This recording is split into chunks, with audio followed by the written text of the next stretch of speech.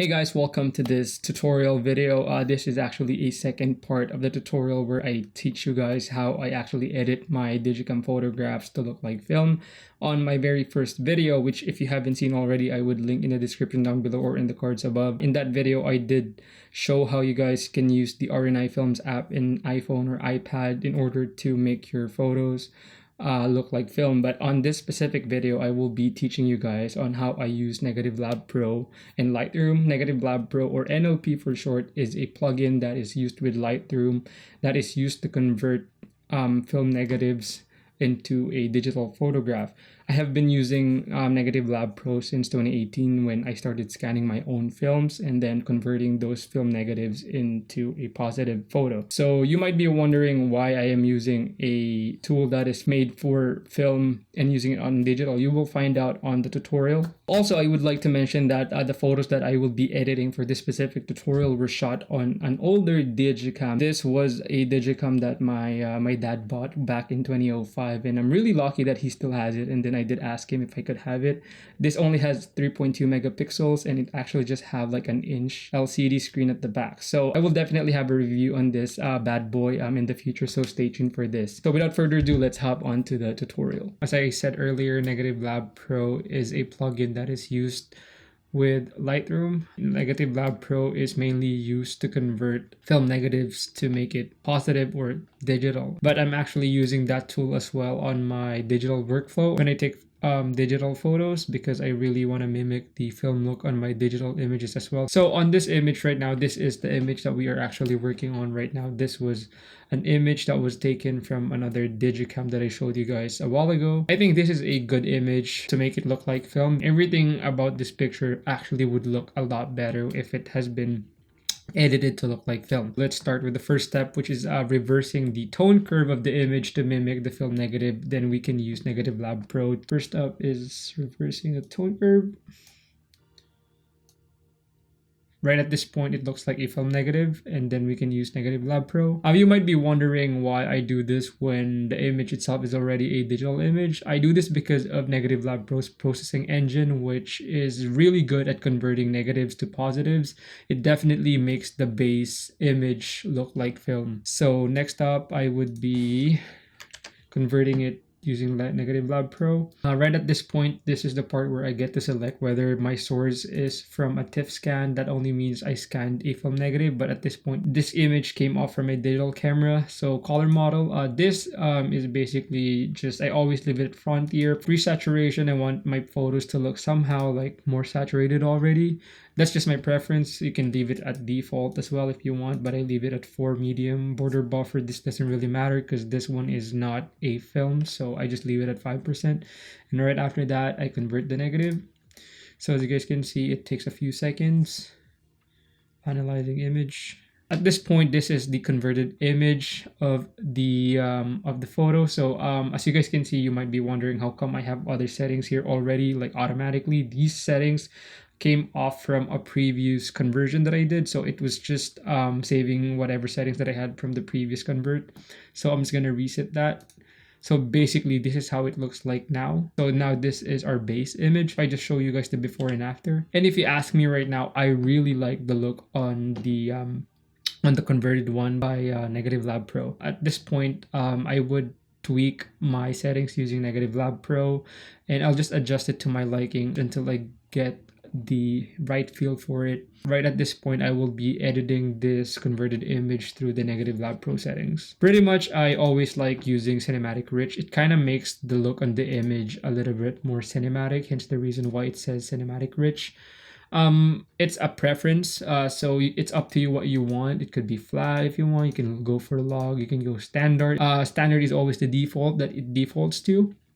It's actually nice as well on standard, but like I said, I like rich. And then I'll just adjust all the other settings.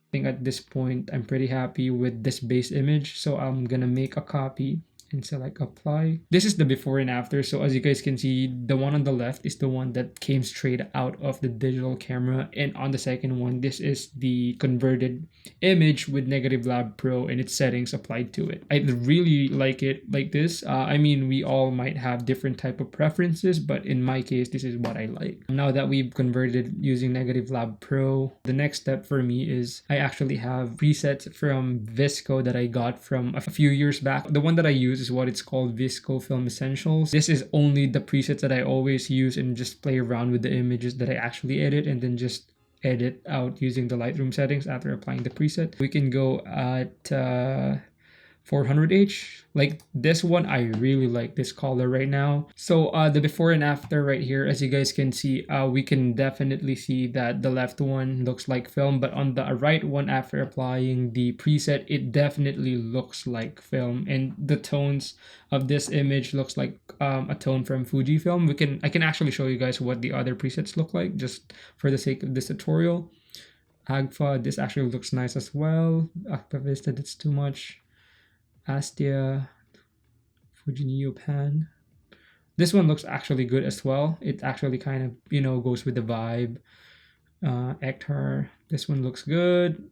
Go the gold, that's too much. Portrait 400, not really. Portrait 800, it's okay. And Portrait 160. Portrait 160 actually looks good as well, but I think I'd go with the Fujifilm 400H preset. Right at this point, I am definitely happy, and quite honestly, I can definitely ship this out, but I wanted to tweak a little bit more settings on the side, which is the Lightroom settings, and that is the last step for this one.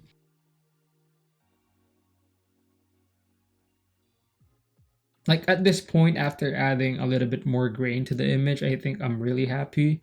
So this is going to be the before and after. As you guys can see, that's the before and that's the after, which is after applying the preset. At this point, I am really happy with how it looks, and I'm going to be shipping this out like this. At this point, I'm really happy with how the image actually turned out.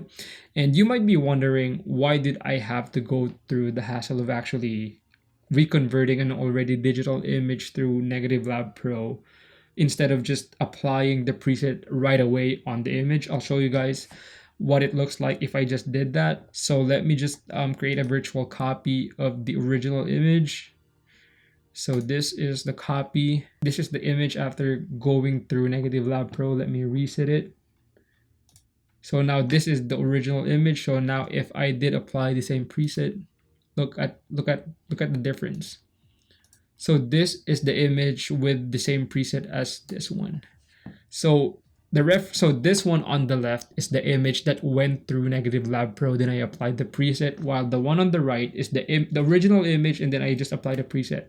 So I mean, it really depends on your workflow, and it's a matter of preference, and it's very subjective. If you are happy with just that kind of workflow, then by all means go with it. But for me, I really wanted to go through the extra step of having Negative Lab Pro convert my digital images and then apply whatever preset that I think looks best with it. And yeah, I think I've been doing this for a long time, and I think I've developed such workflow, and I've been happy so far with my images, not just myself, but also other people that I actually take photos for.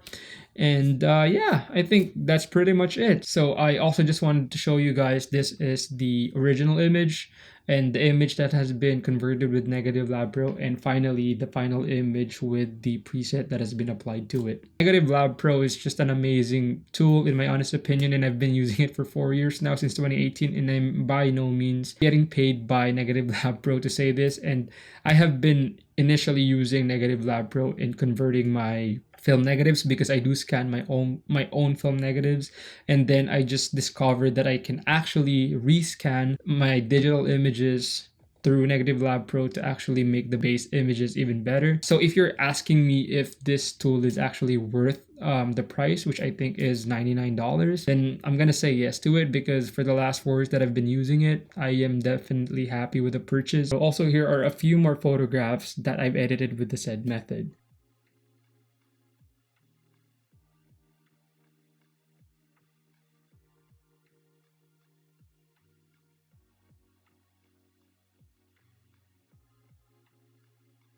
And there you guys have it for this tutorial. I hope you guys did learn something out of this tutorial. If at any point you guys have any sort of confusion or questions, please do not hesitate to reach out and let me know in the comment section down below. Also reach out on my Instagram where I would be able to respond a lot faster. So yeah, I hope you guys did learn something out of this video, and I hope you guys did enjoy this video as much as I did. And until next time, stay safe, keep shooting, peace.